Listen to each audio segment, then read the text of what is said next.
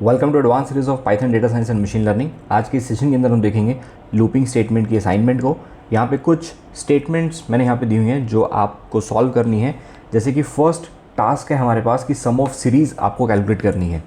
Some of series में हमें क्या करना है कि लेट से अगर मैं कोई नंबर एंटर कर रहा हूँ 5, तो मुझे क्या करना है 1 से लेके 5 तक काउंटिंग प्रिंट करनी है और इन सभी नंबर्स का क्या कर देना है मेरे को सम। अगर मैं 10 लिखता हूँ तो 1 से लेके 10 तक जितने भी नंबर्स आ रहे हैं उन सभी का सम आना चाहिए। जैसे इसका 15 आएगा और इसका 55 आएगा। सेकंड प्रोग्राम है आपके पास फैक्टोरियल। अगर मैं 5 लिखता हूँ तो मेरे को 5 का फैक्टोरियल चाहिए, सो वो निकलेगा 120। थर्ड मेरे को चाहिए sum of digit. Sum of digit का मतलब है कि अगर मैंने एक नंबर एंटर किया 123, तो मेरे को इसके इंडिविजुअली डिजिट का सम चाहिए 1 + 2 + 3, वो क्या निकलेगा 6। फोर्थ है रिवर्स ऑफ ए डिजिट। अगर मेरे पास नंबर 1 2 3 है तो उसका रिवर्स क्या निकलेगा 3 2 1, तो reverse of A digit. Fifth है पैलिंड्रोम नंबर। पैलिंड्रोम नंबर होगा अगर मेरा ओरिजिनल नंबर है 121, इसका रिवर्स क्या निकलेगा वो भी 121। अगर ओरिजिनल नंबर मेरे रिवर्स के इक्वल है दैट मीन्स वो नंबर क्या है पैलिंड्रोम, अदरवाइज वो नॉट पैलिंड्रोम। लास्ट है फिबोनाची सीरीज़। फिबोनाची सीरीज़ में क्या होगा, हमारे पास दो नंबर होंगे 0 और 1। आपको क्या करना है इन दोनों का सम करना है। सम क्या आएगा 1, फिर आपको अगले दो डिजिट का सम करना है, वो क्या निकलेगा 2, फिर नेक्स्ट 2 का 3, फिर नेक्स्ट 2 का 5। ऐसी जहाँ तक भी आप सीरीज़ प्रिंट करना चाहते हैं वहाँ तक यूज़ कर सकते हैं। तो ये है आपकी प्रॉब्लम स्टेटमेंट। आप इसको सॉल्व करो, जो आपसे नहीं निकलेगा वो आप नीचे कमेंट सेक्शन में बता सकते हैं।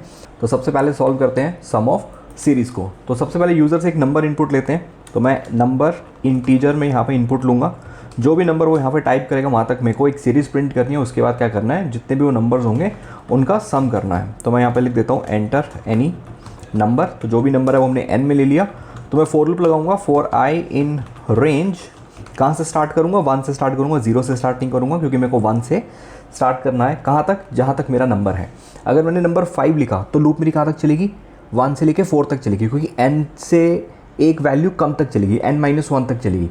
और इंक्रीमेंट बाई डिफ़ॉल्ट कितने का है 1 का। तो पहले यहाँ तक प्रिंट करते हैं।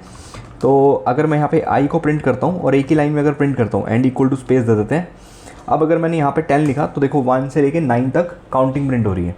मुझे क्या प्रिंट करना है 10 भी चाहिए, क्योंकि मेरे को सम ऑफ डिजिट या सम ऑफ सीरीज़ जब मेरे को करनी है तो वो अगर 10 लिख रहा हूँ तो 1 + 2 + 3 + 4 + 5 + 6 + 7 + 8 + 9 + 10 सब चाहिए मेरे को। तो यहाँ पे क्या कर देंगे +1 कर देंगे। तो यहाँ अगर 10 लिखूँगा तो यहाँ 11 आ जाएगा। तो 11 लिखूँगा तो 10 तक काउंटिंग प्रिंट हो जाएगी। 10 लिखा तो अब 10 तक काउंटिंग प्रिंट हो रही है। 5 लिखा तो अब 5 तक यहाँ पे मेरे पास काउंटिंग जो है वो प्रिंट हो जाएगी। ठीक है, अब मुझे क्या करना है इन सभी वैल्यूज़ को सम करना है। तो इन सभी वैल्यूज़ का सम कैसे करेंगे, तो मैं यहाँ पे अलग से एक वेरिएबल ले लेता हूँ, लेट्स से s, जिसको मैंने इनिशियलाइज़ कर दिया 0। अब मैं करूँगा इस s के अंदर इन सभी वैल्यूज़ को ऐड कर दूँगा। तो उसके लिए हम कैसे करेंगे, s = s + i। जो भी i की वैल्यू आ रही है, i की वैल्यू पहले क्या आ रही है 1, फिर क्या आ रही है 2, फिर 3, फिर 4, फिर 5। तो मैंने लॉजिक क्या लिखा, मैंने लॉजिक लिखा है s = s + i। अब s की वैल्यू कितनी है 0, i की वैल्यू कितनी है 1, तो 0 + 1 कितना हो जाएगा 1। अब अगली बार s की वैल्यू 1, i की वैल्यू क्या हो जाएगी 2, तो यहाँ पर क्या मिलेगा 3। अब s की वैल्यू 3, i की वैल्यू क्या मिलेगी नेक्स्ट 3 विच इज़ 6। अब s की वैल्यू मेरे पास 6 है, i की वैल्यू कितनी है 4, वो क्या हो जाएगा 10। अब s की वैल्यू 10 है, i की वैल्यू कितनी है 5, अब मेरे पास क्या मिलेगा 15। तो लास्ट में जो s की वैल्यू आ रही है मेरे को क्या करना है वो प्रिंट करनी है। तो ये मेरा लॉजिक हो गया। अब यहाँ पे अगर मैं इसी के अंदर s को प्रिंट करूँगा तो मेरे को 1 3 6 10 15 सब मिलेगा। मैंने 5 लिखा, 1 3 6 10 15 मेरे को सब मिल रहा है। अब मेरे को सिर्फ 15 चाहिए, तो मैं क्या करूँगा इसको लूप के बाहर प्रिंट कर लूँगा कि जब जो फाइनल वैल्यू होगी s की मेरे को वही चाहिए, मेरे को हर बार प्रिंट नहीं करवानी है। तो मैंने 5 लिखा तो यहाँ पे 15 आ रहा है। अब मैं यहाँ पे 10 लिखता हूँ तो यहाँ पे कितना आ रहा है 55। तो ये हमारा फर्स्ट प्रोग्राम हो गया which is sum of series. अब नेक्स्ट है मेरे पास फैक्टोरियल। अब फैक्टोरियल कैसे कैलकुलेट होता है, फैक्टोरियल कैलकुलेट होता है जैसे 5 का फैक्टोरियल निकालना है। सो विच इज़ 5 × 4 × 3 × 2 × 1, या मैं इसको ऐसे भी लिख सकता हूँ 1 × 2 × 3 × 4 × 5, ऐसे भी लिख सकते हैं। अब पिछला प्रोग्राम क्या था, जब मैंने यहाँ पे 5 लिखा तो काउंटिंग प्रिंट हो रही थी। पिछले प्रोग्राम में मैंने क्या किया था प्लस किया था। इस प्रोग्राम में आपको क्या करना है मल्टीप्लाई, बस इतना सा फ़र्क है। अगर आप सेम प्रोग्राम रखोगे उसको प्लस की जगह मल्टीप्लाई कर दोगे तो आपकी ये जो फैक्टोरियल वाला प्रोग्राम है ये आपका सॉल्व हो जाएगा। इसको कॉपी करते हैं, फैक्टोरियल ऑफ ए नंबर पे ऐड करते हैं, प्लस की जगह मुझे क्या करना है यहाँ पे मल्टीप्लाई। अब जैसे ही यहाँ पे इसको रन करता हूँ, मैंने लिखा 5 तो आपको रिजल्ट मिलेगा 0, ये देखो। अब क्योंकि मैंने यहाँ मल्टीप्लाई किससे कर रहा हूँ स्टार्टिंग में, 0 0 into 1 0, 0 into 2 0, 0 into 3 0, 0 into 4 0, 0 into 5 0। तो स्टार्ट कहाँ से करेंगे इसको, 1 से। तो 1 इंटू 1, अब लॉजिक क्या बनेगा, 1, s की वैल्यू 1, i की value 1, which is 1, 1 into i की वैल्यू 2 2, 2 इंटू i की वैल्यू 3, ठीक है, 6, 6 इंटू i की वैल्यू 4 24, 24 इंटू i की वैल्यू 5 120। तो अब आपको फाइनल रिजल्ट मिलेगा 120। तो चेक करते हैं, यहाँ पे रन करते हैं, 5 लिखते हैं, तो 5 का फैक्टोरियल मिल गया मेरे पास 120। अब मेरे को 1000 का चेक करना है, तो 1000 का फैक्टोरियल इतना बड़ा होता है। आप जितनी मर्जी बड़ी वैल्यू इसमें पास कर सकते हो, आपको हर एक वैल्यू का यहाँ पे फैक्टोरियल देखने को मिल जाएगा। अब यहाँ पे मैं 5 ही लिख देता हूँ ईजी बनाने के लिए। अब नेक्स्ट है मेरे पास सम ऑफ डिजिट।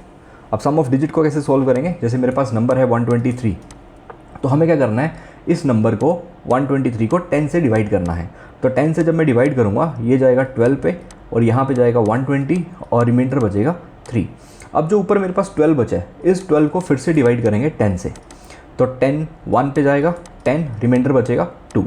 अब ऊपर बचा 1, इस 1 को फिर से 10 से डिवाइड करेंगे, 10 0 का 0, रिमाइंडर बचेगा 1। तब तक डिवाइड करते जाना है जब तक आपको 0 नहीं मिल जाता। अब जितने भी आपके पास क्या आ रहे हैं रिमाइंडर, इन सभी को आपको क्या कर देना है सम। तो 3 + 2 + 1 कितना हो गया 6। तो 123 जब मैं एंटर करूँगा तो मुझे सम कितना मिलेगा 126। अब इसका लॉजिक कैसे लिखना है वो चेक करते हैं। तो यूज़र्स हैं, मैं यहाँ पे एक नंबर इनपुट करवाऊँगा, तो मैं इसी को कॉपी कर लेता हूँ। कंडीशन लगाऊँगा while number is not equal to 0। जब तक नंबर मेरा 0 नहीं हो जाता तब तक मुझे क्या करना है, मेरे को रिमाइंडर भी कैलकुलेट करना है और मेरे को क्वोशिएंट भी कैलकुलेट करना है। रिमाइंडर कैसे निकालेंगे, तो मैंने एक m नाम का वेरिएबल ले लिया, उसमें नंबर को 10 से मॉडुलस कर लेंगे, तो m में क्या आ जाएगा, रिमाइंडर आ जाएगा। अब ये 12 कैसे मिलेगा, इसको मैं नंबर को नंबर से ही डिवाइड कर देता हूँ, तो फ्लोट डिवीजन करूँगा, ठीक है, ताकि मेरे को पॉइंट में वैल्यू ना मिले। अब ये आ गया।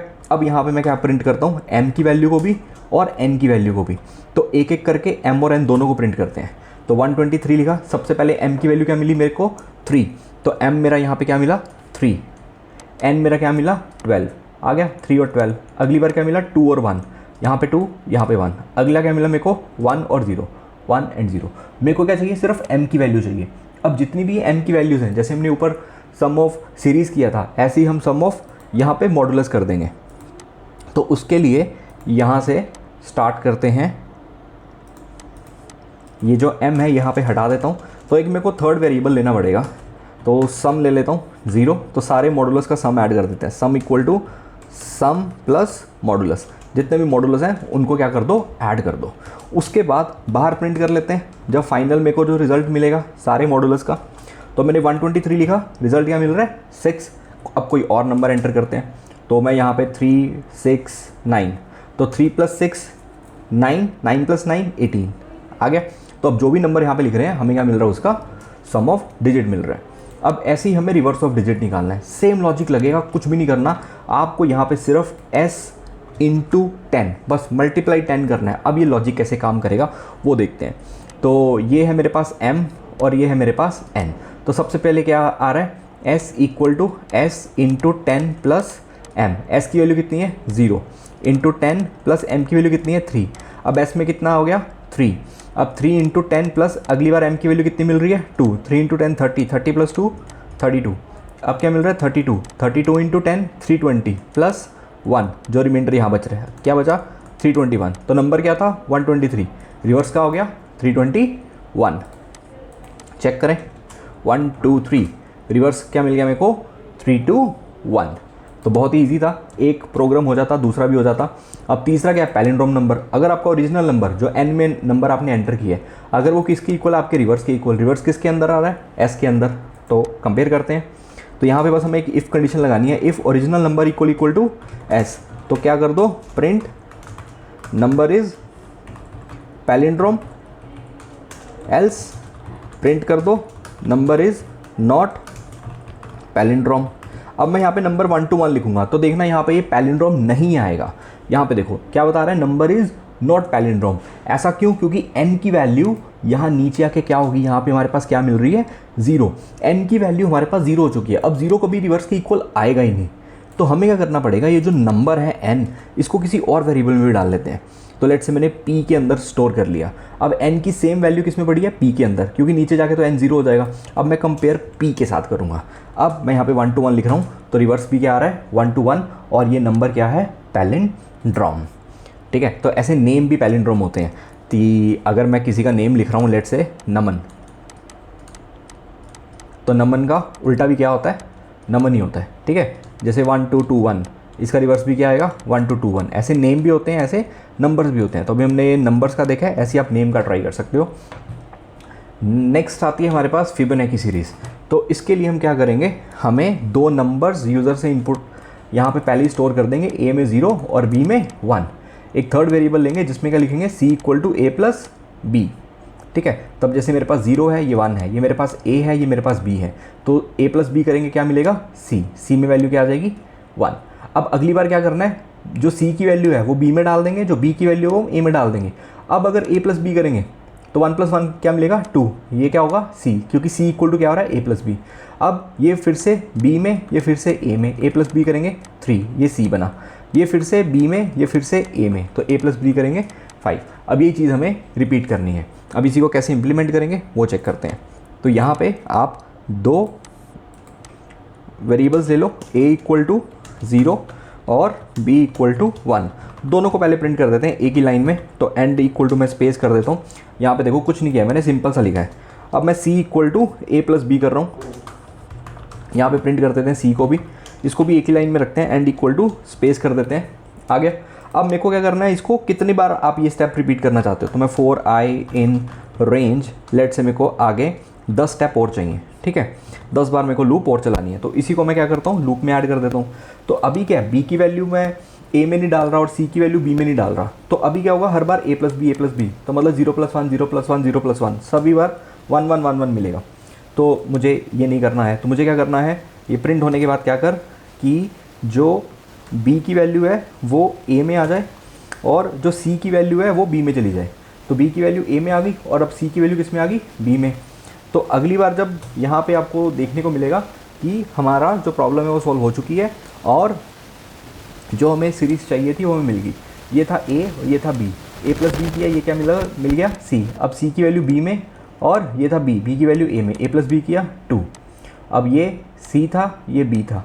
अब ये c की वैल्यू b में और b की वैल्यू a में, 1 + 2 3, 3 + 2 5, 5 और 3 8, 8 और 5 13, 13 और 8 21, 21 और 13 34, 34 और 21 55, 55 + 34 89। तो जहाँ तक आप सीरीज़ प्रिंट करना चाहते हैं वहाँ तक आपकी जो सीरीज़ है वो प्रिंट हो जाएगी।